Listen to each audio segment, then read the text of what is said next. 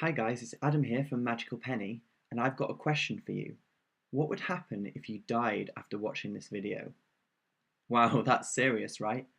Well, the good news is that one of your last moments on Earth would have been spent looking at my handsome face. But the bad news is that you may not have made the preparations to make sure your family can manage without you, financially at least. So why am I here talking about dying today? Well, this is a bit of an impromptu video, but there's something really special happening right now online for today only. It's called Life Aware. Intrigued?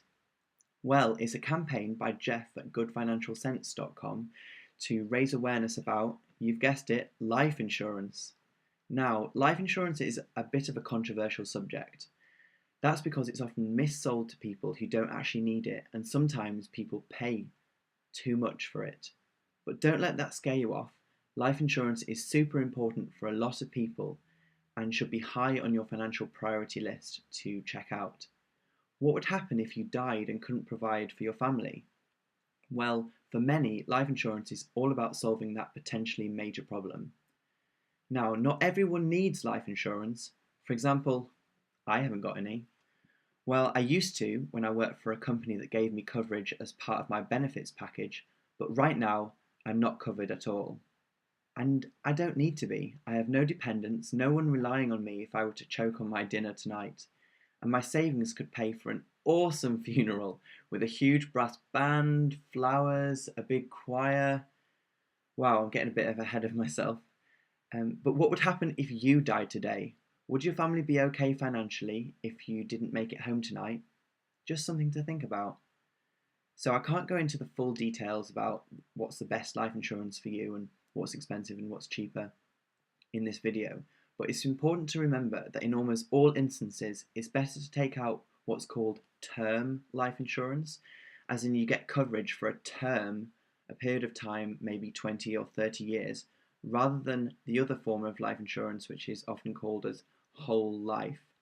Often whole life insurance is sold as having a cash benefit or savings component, in where you pay in a little bit of money and part of it pays a premium for the insurance and part of it goes towards building a cash sum that you can kind of save money.